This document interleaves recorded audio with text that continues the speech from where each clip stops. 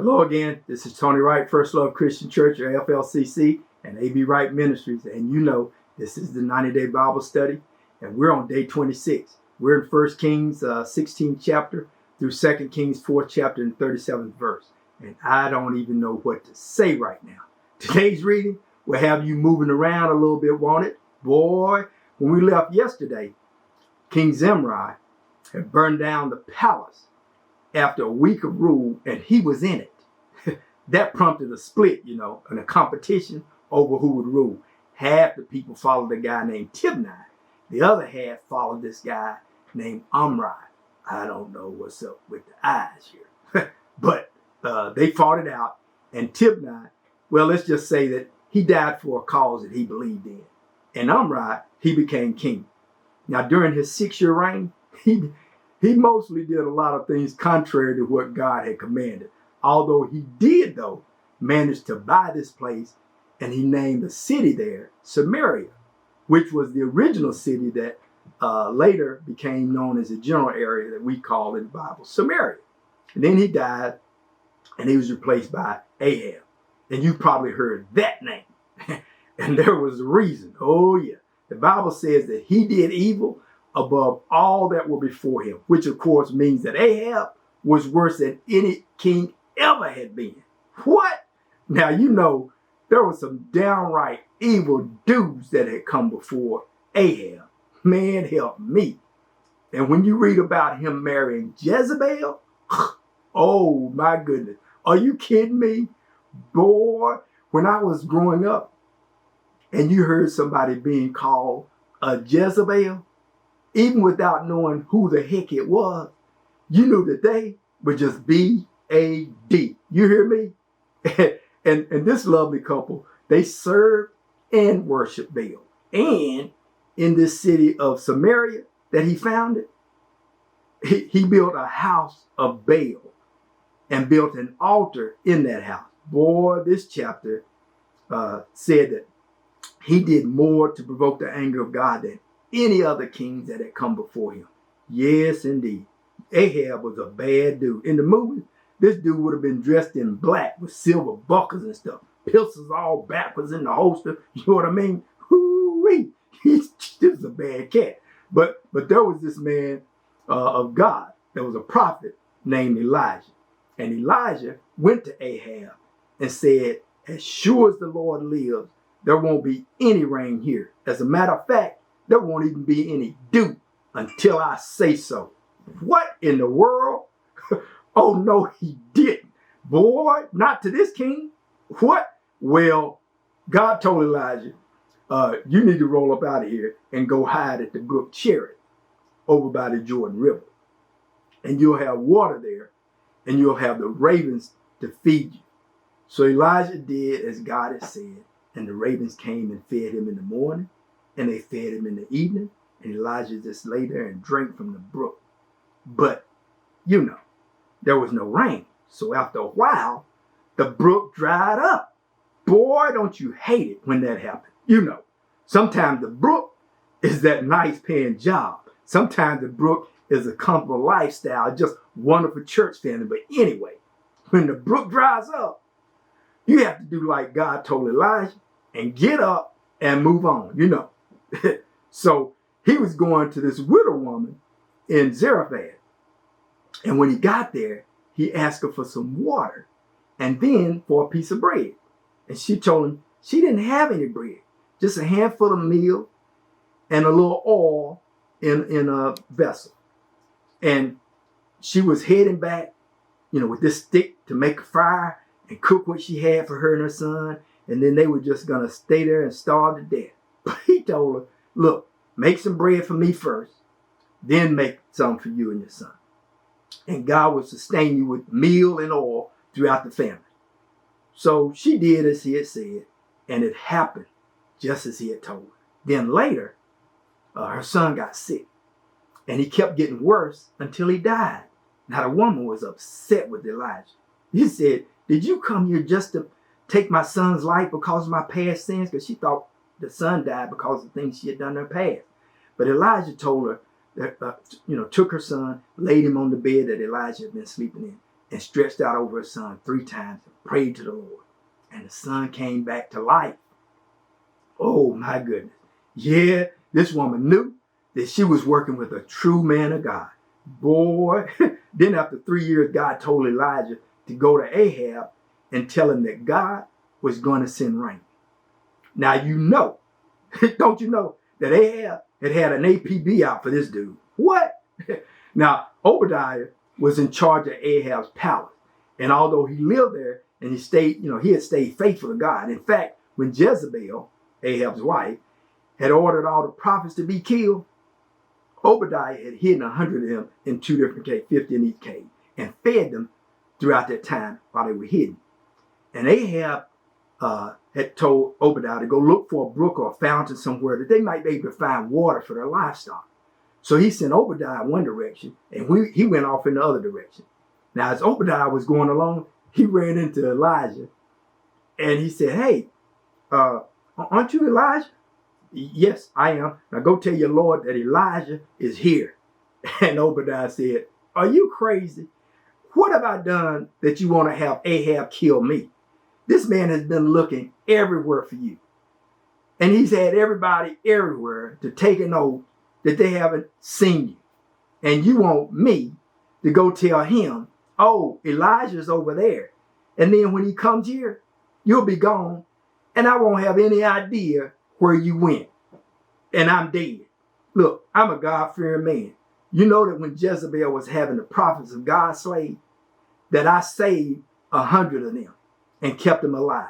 And now you want me to go say, oh yeah, Elijah is over there and have me killed. It ain't happening. But Elijah told him, as sure as God lives, I will see Ahab today. So Obadiah went and he told Ahab, and Ahab went to Elijah.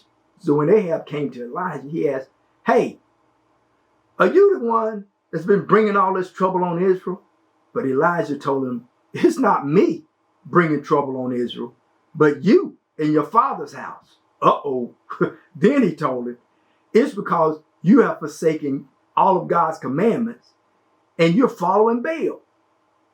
So send and gather all of Israel and over to Mount Carmel and bring 450 of your prophets of Baal and 400 of the prophets of Azarah that eat at Jezebel's table. Oh my goodness. And when all the people were gathered, Elijah told them, how long are you going to be trying to live this double life? If God is God, then follow him. But if Baal is, then you follow him. He said, I'm the only prophet of God here, but there are 450 prophets of Baal. So you give us 2 bullocks and let them choose one and cut it to pieces and lay it on the wood. Don't put any fire under it. And I'll dress the other bullock and lay it on the wood and don't put any fire under it. And you all call on the name of your gods, and I will call on the name of my Lord, and whichever one answers by fire, let him be God. And all the people say, hey, yeah, that sounds good. So Elijah, he let these prophets of Baal dress their bullock, and then they called on Baal from morning to noon. But nothing. And they leaped all over the altar and everything, nothing.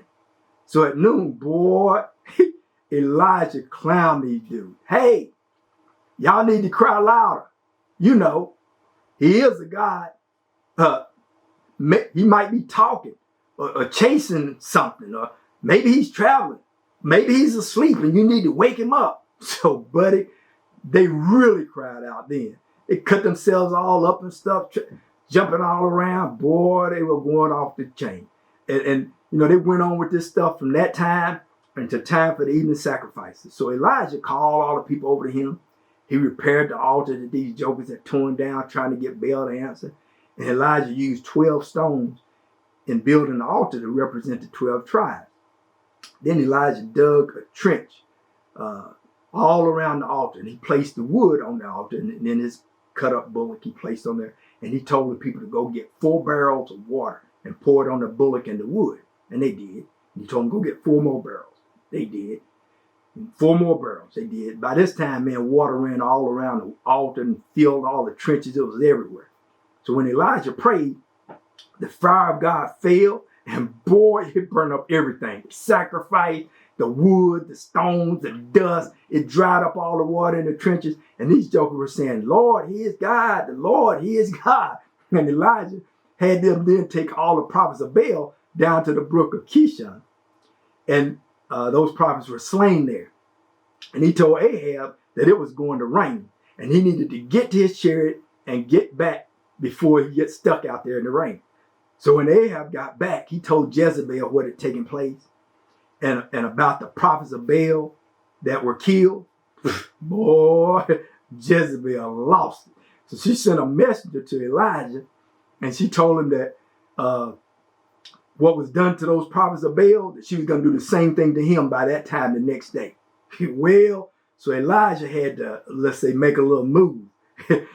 So, while he was out hiding in this cave, that God came to him in this still small voice and told him that he was to go and anoint Hazael to be king of Syria and Jehu to be king of Israel and Elisha as a prophet. So Elijah left to carry out these commands. Let's skip forward a little bit. So Ahab was still at it with Syria and King Ben-Hadad. And God had given Israel victory over Syria. And of course, Ahab should have killed the king of Syria. But he made a covenant with him instead. So needless to say, brother Ahab was a little bummed out when a prophet told him that God would require his life for the life of Ben-Hadad, which he let live. And did you see, what Sister Jezebel did to the dude Naboth that refused to sell his vineyards to Ahab? Boy, this sister right here is treacherous. You hear me?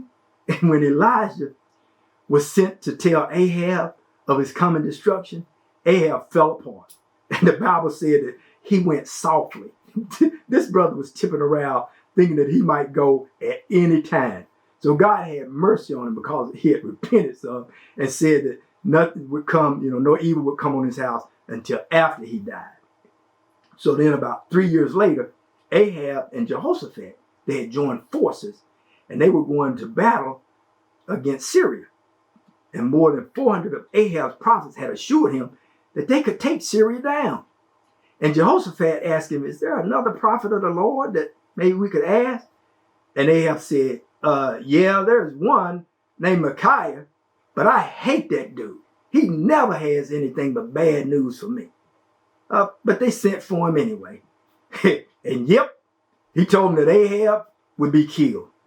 But they went anyway. And Ahab, I have no idea why, disguised himself in battle, but they killed him. Now, he was replaced by Ahaziah.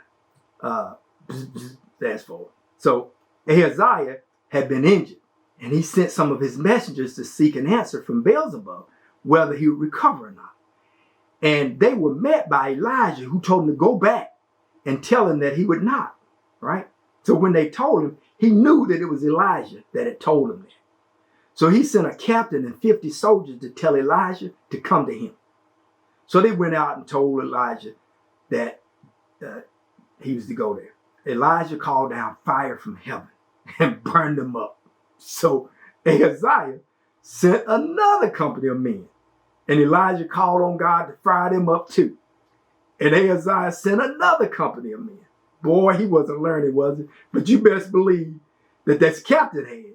Instead of running up there like Ahaziah was large and in charge, he went there being humble and acknowledging God and his servants. So God had mercy on him, and he told Elijah to go with him. So Elijah went, he told Ahaziah that because he sought his answer from Beelzebub instead of God, that he would die. And he did.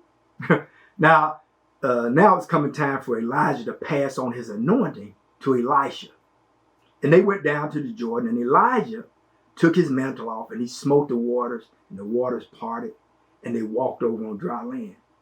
And Elijah asked Elisha what he could pray for him before he departed. And Elisha asked for a double portion of Elijah's spirit to be on him.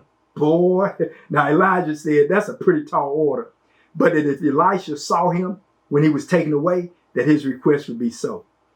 And as Elijah was being taken up in the whirlwind, Elisha saw it. So he had his double portion. So he took that mantle and he parted the waters and he returned to the other side. Speaking of returning, I'll be returning, but not for now. I'm out of here. See you again soon, though. But keep on reading and keep checking us out on your favorite social media platform. And don't forget, tell your friends, tell your neighbors, FLCC, we're on the move here. We're taking ministry back to the first love. Keep spreading the word. Peace.